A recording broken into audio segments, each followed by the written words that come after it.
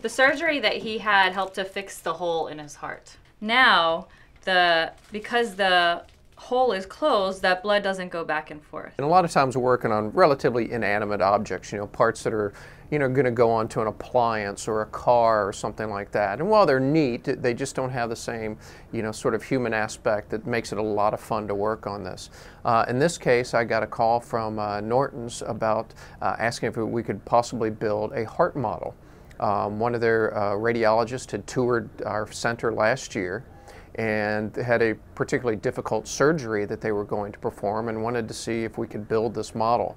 And so he had taken the CT and MRI data and constructed a heart model and split it into 3 separate pieces for me, sent me that information, and then I used one of our 3D printers that we have here, and in particular they wanted a material that is similar to heart tissue, that has sort of the same feel or look to it. I did the modeling and the post-processing, and I sent Tim Gornett the file, and I did not really watch, or I did not see the model being printed, so I showed up at his office and he had this beautiful model, and it was sort of a eureka moment.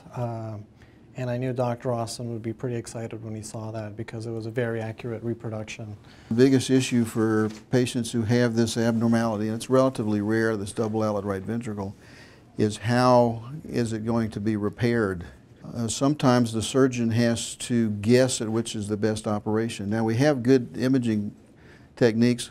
The most common one is using ultrasound or echo. It's called echocardiography, where we get ultrasonic images of the heart, but we're basically taking slices of the heart or our images that we have to make decisions from. And sometimes we misinterpret exactly what we're going to find when we're actually looking at the heart right in front of us. And so I've always thought it would be valuable to me to have a image, actually something I could hold in my hand and look at before I actually did the surgery, so I can plan the operation. We were one of the first universities in the world to have 3D printing, and that was back in 1993. What's really happened now is the applications are expanding as these machines become lower cost. It's opening up new doors for people to be able to utilize this. The materials are also dropping in cost as well. So something that used to cost thousands and thousands of dollars and maybe take weeks of time now is costing hundreds of dollars on a machine that's $2,500 and is completed in several days.